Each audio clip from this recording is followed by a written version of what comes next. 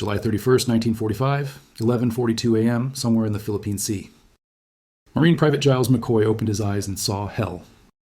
The Pacific sun burned directly overhead, turning the ocean into a mirror of blinding white light.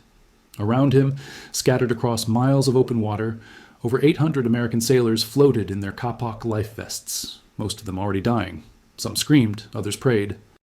And beneath the surface, drawn by the blood that had been spreading through the water for 18 hours, the sharks had arrived. McCoy watched as a dorsal fin cut through the water 30 feet away. Then another, then a dozen more. A sailor to his left, a young man from Kansas who had been talking about his girlfriend just hours ago, suddenly jerked violently. His eyes went wide. His mouth opened in a silent scream. And then he was pulled under the surface, leaving nothing but a cloud of red that spread through the blue water like smoke. This wasn't war. This was something far worse. The USS Indianapolis, one of the most decorated heavy cruisers in the United States Navy, had been sunk by a Japanese submarine just after midnight. She went down in 12 minutes, so fast that no distress signal was confirmed received. No SOS, no coordinates. No one in the entire Pacific Fleet knew they were out there. And no one was coming. For the next 4 days, these men would face a nightmare that defied imagination. Dehydration so severe they would drink seawater and go mad, hypothermia that killed them in their sleep, and shark attacks so relentless that survivors would later describe the sounds of their shipmates being eaten alive as something that haunted them for the rest of their lives. Of the 1,195 men aboard the Indianapolis when she sailed, only 316 would survive. But the most devastating truth? Most of those deaths were preventable. The Navy knew something was wrong. Distress calls were received. And the men who could have launched a rescue sat in their offices and did nothing. If this story is gripping you already, take a second to hit that subscribe button and like this video. What you're about to hear is one of the greatest failures in United States naval history. A story of heroism, horror, and a cover-up that would haunt the Navy for over 50 years. Now let me take you back to where it all began. July 16th, 1945. Hunters Point Naval Shipyard, San Francisco. Captain Charles Butler. McVeigh III stood on the bridge of his ship and watched as a heavily guarded convoy approached the dock. He had been given no information about what he was about to transport, only that it was classified at the highest level, that armed Marines would guard it around the clock, and that the fate of the war itself might depend on its safe delivery. McVeigh was 46 years old, a third-generation naval officer whose father had been an admiral. He had commanded the Indianapolis for nearly 2 years, leading her through some of the most brutal battles of the Pacific Campaign. Iwo Jima, Okinawa. The ship had earned 10 battle stars. His crew called him Captain Mac, and they trusted him with their lives. But what McVeigh didn't know, what he couldn't know, was that the cargo being loaded onto his ship at that moment was about to change the course of human history. The crate measured roughly 5 feet by 5 feet by 15 feet. It weighed somewhere around 10,000 pounds, and inside was the enriched uranium core of Little Boy, the atomic bomb that would be dropped on Hiroshima in less than 3 weeks. The project was so secret that fewer than 100 people in the entire United States government knew what that crate contained. McVeigh wasn't one of them. He was simply told to deliver it to Tinian Island in the Mariana Islands, and to do so faster than any ship had ever crossed the Pacific before. "You will sail at high speed," Admiral William Purnell told him directly. "Every day you save will cut that many days off the length of this war." At 8 a.m. on July 16th, the Indianapolis cast off from San Francisco. She carried 1,195 men, officers, enlisted sailors, and Marines. The average age of the crew was 19 years old. The crossing to Hawaii took just over 3 days at maximum speed, averaging nearly 29 knots. The ship arrived at Pearl Harbor on July the 19th, refueled without stopping engines, and immediately departed for Tinian. She was racing against the clock of history. What none of them knew was that a Japanese submarine was already hunting in the waters they were about to enter. But here's where the tragedy truly begins. Not with the submarine, not with the torpedo, but with a series of decisions made by men who never set foot on that ship. Before the Indianapolis departed San Francisco, Captain McVeigh made a standard request. He asked for a destroyer escort, additional ships that could help protect against submarine attack. The waters between Hawaii and the Philippines were known to be dangerous. Japanese submarines had been active there for months. His request was denied. He asked about submarine activity along his route. He was told the information was classified, but that the route was considered reasonably safe. That was a lie. Naval intelligence had intercepted Japanese communications, indicating that submarines were operating directly in the Indianapolis's path. A convoy had been attacked in those exact waters just days earlier. The information existed, it was available, and it was never passed to Captain McVeigh. The Navy made a calculated decision to send a ship carrying the most valuable cargo in military history through submarine-infested waters without escort, without adequate intelligence, and without any real protection. The Indianapolis was a heavy cruiser, fast, powerful, but designed for surface combat, not submarine warfare. She had no sonar, she had limited ability to detect torpedoes, and sailing at high speed in a straight line made her a perfect target. On July 26th, the Indianapolis arrived at Tinian and delivered her cargo.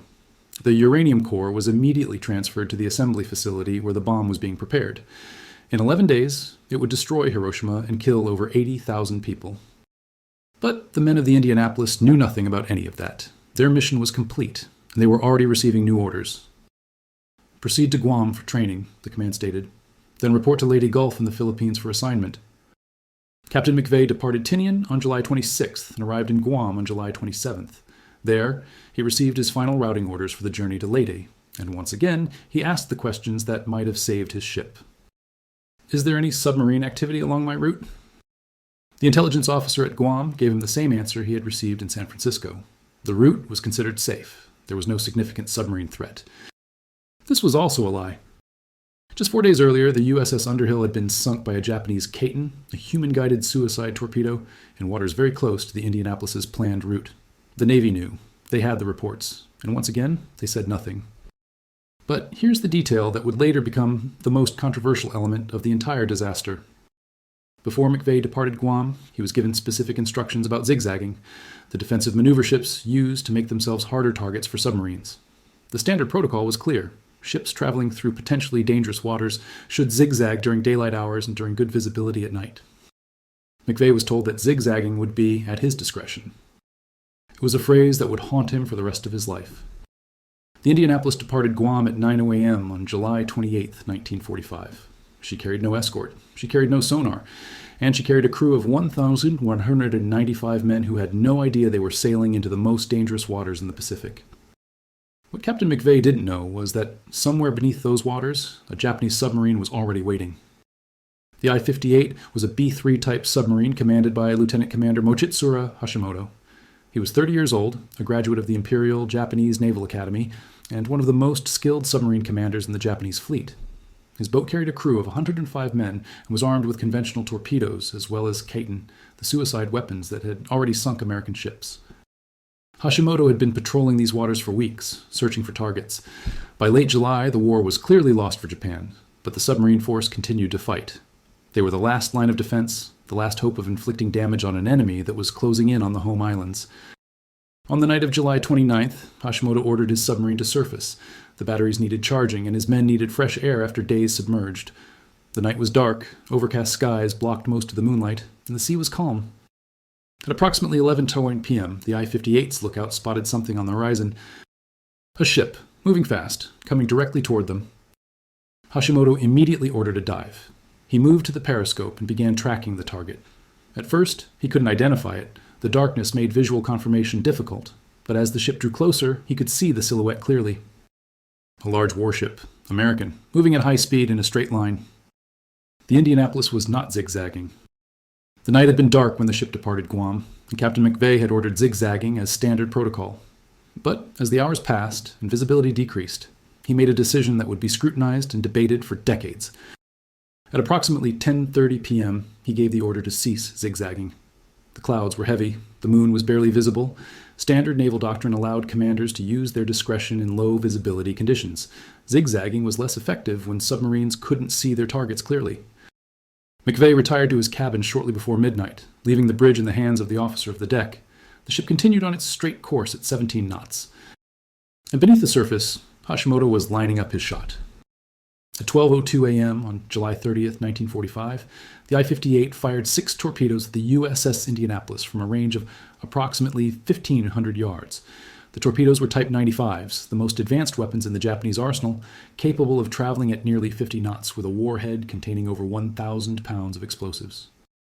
2 of those torpedoes found their target. The first struck the starboard bow, directly beneath the forward gun turrets. The explosion was catastrophic. It blew off nearly 40 feet of the ship's bow and ignited the forward fuel storage tanks. A pillar of flame shot hundreds of feet into the air, turning the night into day. The second torpedo hit midships, directly beneath the bridge. It penetrated the fuel tanks and the forward engine room, causing an even larger explosion. The ship's powder magazine, the ammunition storage for the main guns, was instantly compromised. In the forward crew quarters, hundreds of men were killed instantly. They never knew what hit them. They had been sleeping in their bunks one moment, and the next moment they simply ceased to exist. Private Giles McCoy was thrown from his bunk by the first explosion. The Marine found himself lying on the deck in complete darkness, surrounded by screaming men and the smell of burning fuel. He tried to stand, but the ship was already listing badly to starboard. He could feel her going down. "Get to the deck," someone shouted. "She's sinking." McCoy grabbed a life vest from the rack on the wall and began climbing toward the main deck. The passageway was filled with smoke, and the heat was unbearable. Men pushed past him in both directions, some heading up, others rushing below to their battle stations, not yet understanding that the ship was already doomed. On the bridge, Captain McVeigh had been thrown from his bunk by the explosions. He ran to the deck and immediately saw the extent of the damage.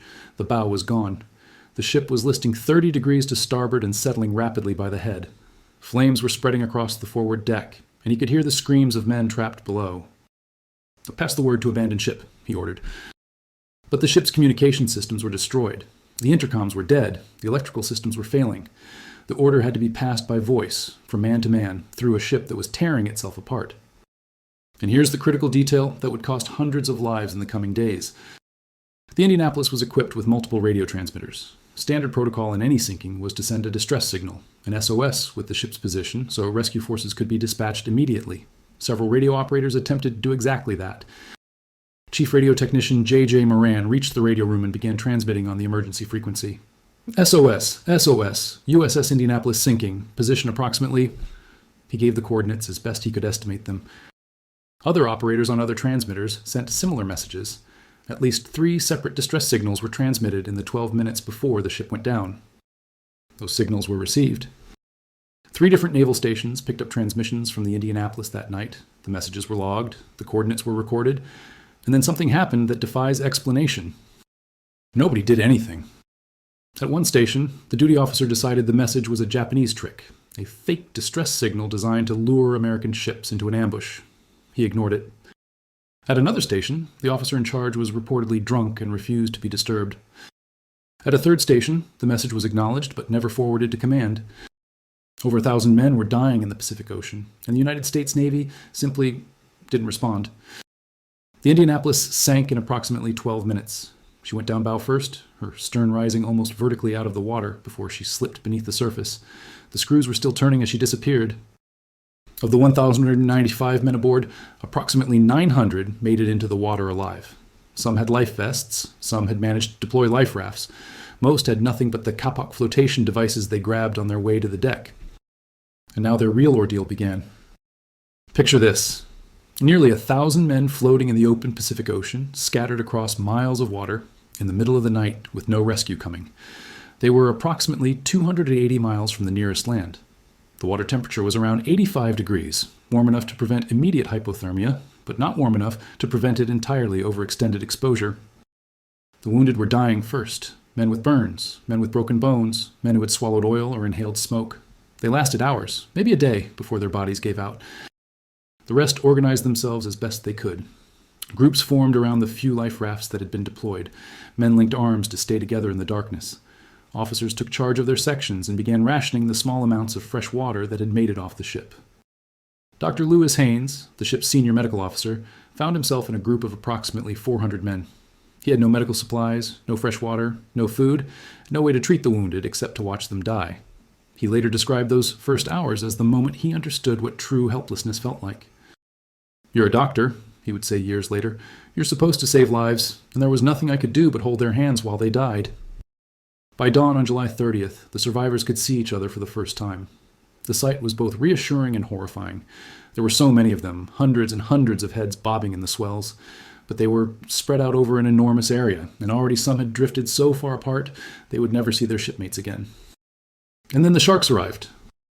The Philippine Sea is home to some of the largest populations of oceanic white-tip sharks in the world.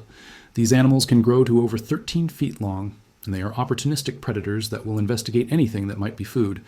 The blood from the wounded, the oil from the ship, the sounds of men splashing in the water, it all attracted them. The attacks began on the first morning. Survivor testimony would later describe how the sharks circled first, bumping against the men's legs to test whether they were prey. If a man thrashed or screamed if he showed weakness, the shark would come back with teeth. The first attacks took the dead and the dying, men who were already unconscious or too weak to fight back. The sharks would grab a body and pull it under, and the other survivors would watch as their shipmate disappeared in a cloud of red. Sometimes they could hear the sound of the shark's teeth against bone. But as the hours passed and the sharks grew bolder, they began taking the living too. Private McCoy would later describe watching a shark attack a sailor directly in front of him. The man was conscious, screaming, fighting back. The shark circled once, twice, and then hit him from below, grabbing his leg and pulling him under. He came back up once, screaming for help, his hands reaching toward his shipmates. And then he was gone. There was nothing you could do, McCoy said. You couldn't fight them. You couldn't swim away. You just had to hope they didn't pick you. The Navy would later estimate that between 80 and 150 men were killed by sharks over the 4 days the survivors were in the water. But the true number is impossible to know. Many simply disappeared without witnesses. Many more died from wounds inflicted by sharks, but were finished off by dehydration or exposure. But here's what made the situation even worse. What turned it from a disaster into a man-made catastrophe of almost unimaginable proportions. Nobody was looking for them. When the Indianapolis failed to arrive at Lady Gulf on July 31st as scheduled, the port authorities logged her as overdue and did nothing. The Navy had a system called sink pack plotting, a tracking system for all major combat vessels in the Pacific. Every ship was supposed to be monitored, and any deviation from schedule was supposed to trigger an immediate investigation. But the Indianapolis was not tracked. When she failed to arrive, nobody asked where she was. Nobody checked her last known position. Nobody even bothered to radio and ask if she was running late. The reason? A bureaucratic policy that defied all logic. In the closing months of the war, the Navy had become overwhelmed by the sheer volume of ship movements across the Pacific. To reduce paperwork, they had implemented a new policy. Non-arrival of combat vessels would not automatically trigger search and rescue operations. Ships were assumed to have received new orders or to be delayed for operational reasons. In other words, the Navy had created a system where a ship could simply disappear, and no one would even notice. The Indianapolis had told no one she was coming. The port at Lady had been told to expect her, but when she didn't show up, they assumed her orders had changed. The Navy had failed to track her. The distress signals had been ignored. And nearly 1,000 men were floating in the Pacific Ocean, watching their shipmates die one by one, while the entire United States Navy went about its business as if nothing had happened. For 4 days, the survivors clung to life. The dehydration was the worst. The human body can survive only about 3 days without fresh water, and the survivors had almost none. Some had managed to collect small amounts from rainwater or from the ship's stores, but it was never enough. The sun beat down on them without mercy, and the salt water surrounded them, an ocean of liquid they couldn't drink. But some tried. By the second day, men were beginning to break mentally. The combination of exhaustion, dehydration, and psychological trauma pushed them past their limits. And when a man's mind breaks, his body often follows. The first symptoms of severe dehydration include confusion and disorientation. The brain begins to shut down its higher functions, and the victim loses the ability to think clearly. In the case of the Indianapolis survivors, this often manifested as hallucinations. Men began to see things that weren't there. Islands on the horizon, ships coming to rescue them, the Indianapolis herself floating nearby, her decks somehow intact and welcoming. "Swim for it!" they would shout. "The ship is right there. They've got food and water." And then they would start swimming away from the group, swimming toward nothing, swimming until they exhausted themselves and drowned. The hallucinations took many forms. Some men saw hotels rising from the water with restaurants serving ice-cold water and fresh food. Others saw the Indianapolis herself, somehow restored, floating just beyond reach. A few became convinced that fresh water was stored beneath the surface, that if they could just dive down deep enough, they would find a hidden spring. Sailor Harlan Twible watched his best friend since boot camp slip away from the group, swimming toward an island that didn't exist. Twible tried to follow, to bring him back, but his friend was too fast, too determined. He swam until he couldn't swim anymore, and then he simply stopped. His body floated on the surface for hours before the sharks found it. Twible survived, but he never spoke about his friend, not for 50 years. Not until a historian asked him directly about those days in the water, and the words finally came pouring out, along with tears that had been held back for half a century. "I could have held him," Twible said. "I could have grabbed him and held him and not let go. But I was too weak. I was too afraid. I let him go, and I've never forgiven myself." Others convinced themselves that the seawater was safe to drink. The hallucinations told them it was fresh water, or that they had discovered a secret supply. They would drink until their bodies could take no more, and the excess salt would destroy their kidneys and their minds. Dr. Haynes watched helplessly as dozens of his shipmates went mad around him. "You couldn't stop them," he said. "You could try to hold them back, but they were stronger than you. The madness gave them strength, and if you held on too hard, they would take you down with them." By the third day, the groups had fragmented. Men who had started together drifted apart. The sharks continued their attacks, now bolder than ever, taking men in broad daylight while their shipmates watched. The dead were allowed to float away, their bodies too heavy to hold and too dangerous to keep. The sharks seemed to prefer the dead, and letting them drift meant keeping the predators occupied. But here's the moment that survivors would remember for the rest of their lives, the moment when hope finally appeared on the horizon. August 2nd, 1945, day 4. Lieutenant Wilbur Gwynn was piloting a PV-1 Ventura bomber on a routine anti-submarine patrol. His mission had nothing to do with search and rescue. He was hunting Japanese submarines, not looking for American survivors. He had no reason to be in that particular area, except for a small mechanical problem that had forced him to detour slightly from his planned route. At approximately 11:00 a.m., Gwynn noticed something unusual on the water's surface below. It looked like an oil slick, a long dark streak stretching across the blue Pacific. Oil slicks could indicate a submarine, so he descended to investigate.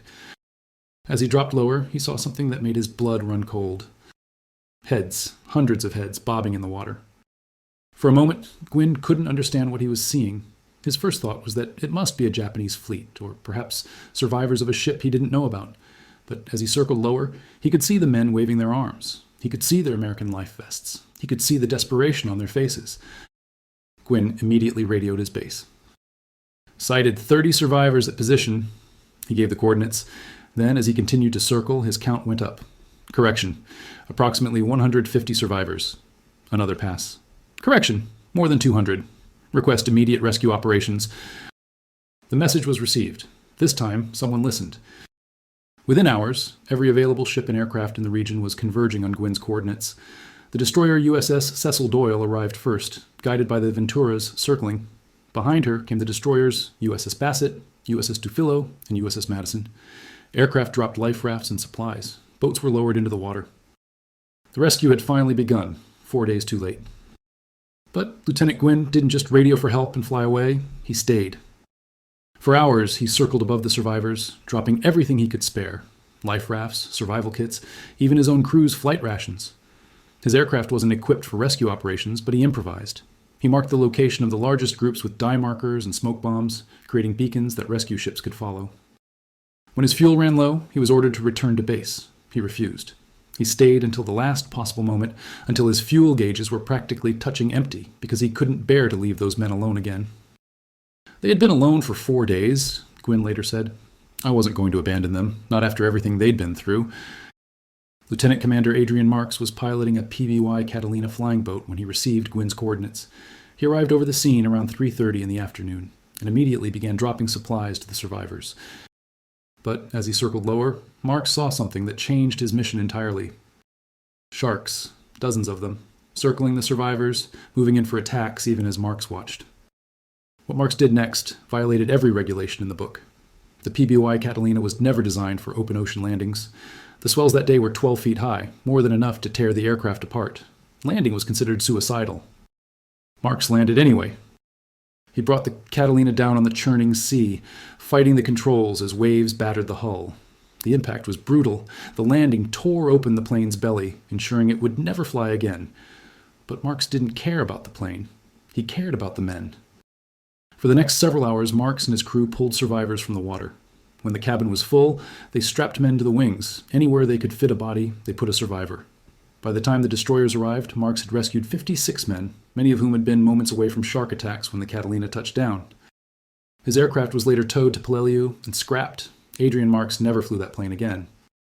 But he never regretted his decision, not once, not for a single moment. "Those men needed help," he said simply. "The regulations didn't matter. They were dying, and I could do something about it. So I did." What the rescuers found shocked even hardened combat veterans. The survivors were barely alive. Most were incoherent, their minds destroyed by dehydration and exposure. Many had to be lifted bodily from the water. They no longer had the strength to grab a rescue line. Some fought their rescuers, convinced in their madness that the sailors trying to save them were enemies. The sharks were still circling. One destroyer captain made the controversial decision to turn on his ship's searchlights after dark, a violation of combat protocols that could have made his vessel a target for enemy submarines. He did it anyway because he could hear men screaming in the darkness, and he refused to leave them for the sharks. The rescue operation continued for more than 17 hours. When it was finally over, 316 men had been pulled from the water. 316 out of 195. And of those who died, most had not been killed by the torpedoes. Most had not gone down with the ship. Most had died in the water over 4 days of waiting, while the United States Navy did nothing to find them. The dead included Captain Park, the ship's executive officer, Commander Moore, the damage control officer, dozens of senior enlisted men who had fought to keep their shipmates alive until the very end, and hundreds of young sailors, teenagers, most of them who had joined the Navy to serve their country and instead found themselves abandoned in the deadliest waters on Earth. But the tragedy of the Indianapolis didn't end with the rescue. In many ways, it was just beginning. When the Navy realized what had happened, when they understood that nearly 900 men had died because of systemic failures at every level of command, they did what institutions often do in such situations.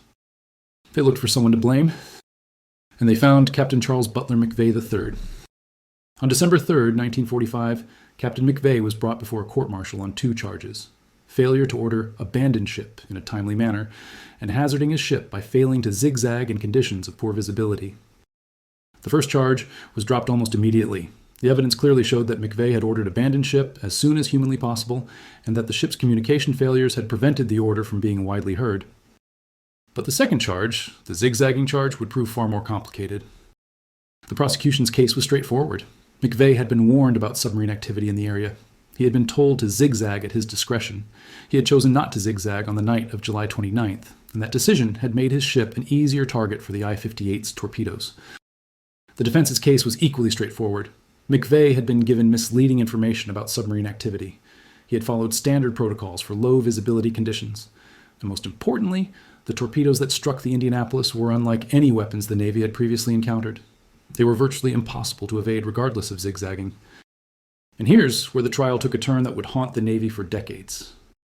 The prosecution called a surprise witness, Mochitsura Hashimoto, the commander of the I-58. The Japanese submarine captain was brought to Washington to testify against an American officer, an unprecedented move that shocked the naval establishment. Hashimoto's testimony, however, did not go the way the prosecution expected. Would zigzagging have made a difference? He was asked.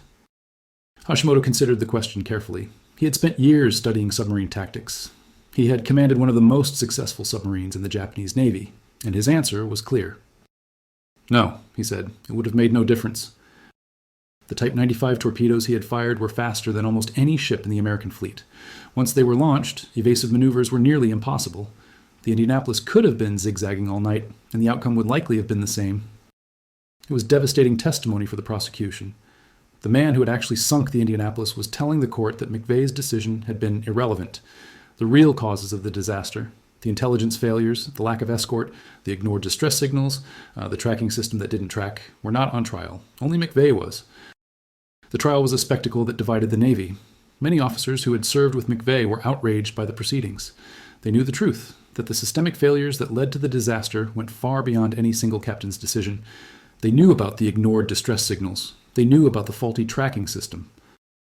They knew that McVeigh had been set up to fail from the moment he left San Francisco. But the Navy needed a scapegoat. With nearly 900 American sailors dead, someone had to be held accountable. And it couldn't be the admirals who had failed to provide escort, or the intelligence officers who had withheld crucial information, or the bureaucrats who had designed a tracking system that didn't track. It had to be the captain. Rear Admiral Charles Lockwood, the commander of Pacific submarine forces and one of the most respected officers in the Navy, publicly opposed the court-martial. He called it a miscarriage of justice and warned that convicting McVeigh would set a dangerous precedent, that every captain who lost a ship to enemy action could now be held criminally responsible. His warnings went unheeded. And yet, the court found him guilty. On February 23, 1946, Captain Charles McVeigh was convicted of hazarding his vessel by failing to zigzag. The conviction came with a letter of reprimand, and while Secretary of the Navy James Forrestal would later remit the sentence and restore McVeigh to duty, the conviction itself stood. It was the only court-martial in American naval history for the loss of a ship to enemy action during wartime. The survivors of the Indianapolis never forgave the Navy for what they saw as an outrageous injustice. They formed a survivors' association and began a decades-long campaign to clear their captain's name. They testified at congressional hearings. They wrote letters to every president from Truman to Clinton. They refused to let the world forget what had really happened. Captain McVeigh received hate mail for years after the trial, letters from the families of sailors who had died, blaming him personally for their sons and husbands and brothers' deaths. The Navy had given them a target for their grief, and they took aim. On November 6, 1968, Charles McVeigh went into the front yard of his home in Litchfield, Connecticut. He was 70 years old. His wife had passed away the year before. The letters were still coming. The guilt, whether deserved or not, had never lifted. He shot himself with his Navy service revolver. In his hand was a small toy sailor that a child had once given him for good luck. The survivors continued their campaign. In 1996, a 12-year-old student from Florida named Hunter Scott began researching the Indianapolis for a school history project. He interviewed over 150 survivors. He collected thousands of documents, and he presented his findings to Congress, becoming an unlikely champion for a cause that had been ignored for half a century. In October 2000, Congress passed a resolution stating that Captain Charles McVeigh's record should reflect that he is exonerated for the loss of the USS Indianapolis. President Bill Clinton signed the resolution into law. The Secretary of the Navy added a statement to McVeigh's official service record, affirming that the loss of the Indianapolis was not his fault. It took 55 years, but the survivors finally won. The USS Indianapolis was located in August 2017, resting on the floor of the Philippine Sea at a depth of approximately 18,000 feet. The expedition was led by Microsoft co-founder Paul Allen, using advanced underwater technology to search an area of over 600 square miles. The search team used historical records, naval archives, and advanced modeling techniques to narrow down the search area. They analyzed the testimonies of survivors, the logs of rescue ships, and the movements of the I-58 to calculate where the Indianapolis most likely came to rest. When the remotely operated vehicle finally found the wreck, the researchers aboard the research vessel Petrel fell silent. There she was, the ship that had carried the first atomic bomb, the ship that had been abandoned by her own Navy, the ship that had become a tomb for 879 American sailors. The images from the wreck show a ship torn apart by violence. Her bow missing, her midsection collapsed, debris scattered across the seafloor. The forward section, where the first torpedo struck, is almost unrecognizable. The stern section, where many survivors had gathered before the ship sank, is relatively intact, a ghostly silhouette in the deep-sea darkness. Personal artifacts are visible in the footage: shoes, helmets, pieces of equipment that once belonged to men who never came home. The research team treated the site with the reverence it deserved, documenting everything but disturbing nothing. The Indianapolis is a war grave, and she was treated as such. She lies where she fell, a monument to the men who never came home. Today, only a handful of the 316 survivors remain alive. They are all in their late 90s, the last living witnesses to one of the greatest tragedies in American naval history. Every year, until recently, they gathered to remember their shipmates, the 879 men who died in the water, waiting for a rescue that came too late. Their message has always been the same: remember. Remember what happened. Remember why it happened. Remember the failures that cost so many lives. And remember the men who survived, who clung to each other in that vast and terrible ocean, who faced sharks and madness and despair and somehow found the strength to hold on. Dr. Lewis Haynes, the medical officer who watched so many of his shipmates die, devoted his life after the war to speaking about the Indianapolis. He gave interviews until his death in 2001, always returning to the same theme. The thing people need to understand, he would say, is that most of those men didn't have to die. They survived the torpedoes. They survived the sinking. They survived the first hours in the water. They died because nobody came to help them. They died waiting. He would pause then, his eyes distant, seeing something that was forever burned into his memory. They died waiting for 4 days, and help never came. Private Giles McCoy survived to become one of the most outspoken advocates for Captain McVeigh's exoneration. He lived until 2007, never forgetting the men he had watched die in the water, never forgiving the system that had abandoned them. The Navy knew we were out there, he said in one of his final interviews. They got the messages. They just didn't do anything about it. And for the rest of my life, I've wondered, what were they thinking? What could possibly have been more important than coming to save us? There's no good answer to that question. There never has been. The USS Indianapolis disaster stands as a monument to institutional failure, to the 1,000 small decisions and bureaucratic oversights that can combine into catastrophe. It is a reminder that systems designed by humans are only as good as the humans who operate them, and that when those systems fail, the consequences can be measured in lives. 879 lives. 879 men who never grew old, never saw their families again, never lived the futures they had been fighting for. 879 men who died in the water, in the darkness, surrounded by sharks and despair, waiting for a help that never came. And one captain who spent the rest of his life carrying a burden that should never have been his to bear. That is the story of the USS Indianapolis. It is not just a story about war or submarines or sharks. It is a story about responsibility, about what happens when institutions prioritize their own protection over the lives of the people they are supposed to serve. The Navy failed those men. The Navy failed Captain McVeigh, and for over 50 years, the Navy refused to admit it. But the survivors never forgot. They never stopped fighting. And in the end, they won a measure of justice, not for themselves, but for their captain and their shipmates. That is the legacy of the Indianapolis, not the disaster itself, but the decades of struggle that followed. Not the death, but the determination of the living to honor the dead. Remember them. All 879 of them. They deserve that much, at least. They deserve to be remembered. And if this story has moved you, if you felt even a fraction of the horror and injustice that those men experienced, take a moment to share this video. Share it so that more people can learn what happened. Share it so that the sacrifice of the USS Indianapolis is never forgotten. Because that is the only memorial that truly matters. The knowledge that someone, somewhere, still remembers. Still bears witness to what happened in that vast, dark ocean. Still honors the men who died waiting. The men of the Indianapolis. They were fathers and sons, brothers and husbands, friends and shipmates. They were 19 years old, most of them, young men who had never seen combat before the war swept them up in its terrible machinery. They served their country with honor. They completed a mission that helped end the deadliest war in human history, and then they were abandoned. Let that be the lesson of the Indianapolis. Let that be what we remember. Not just the tragedy, but the failure. Not just the heroism, but the neglect. Not just the death, but the betrayal. And let us resolve, as the survivors always urged, to do better. To build systems that value human lives over bureaucratic convenience. To hold institutions accountable when they fail the people they serve. To never again let 1,000 men die in the ocean while their Navy does nothing. That is the true memorial to the USS Indianapolis. Not a ship, not a statue, not a ceremony, but a commitment to remember, to learn, and to never let it happen again. The waters of the Philippine Sea are calm now. The sharks still swim there, indifferent to history. The wreck of the Indianapolis rests on the ocean floor, slowly being consumed by the sea. But the story lives on. In the memories of the survivors, now almost all gone. In the historical record, finally corrected after half a century of injustice. In the hearts of everyone who hears this story and understands what it means. The USS Indianapolis, where 195 men sailed, 316 returned. And 879 still wait, somewhere in the darkness of that vast Pacific night, for a rescue that will never come. Remember them. That is all they ask. Remember them.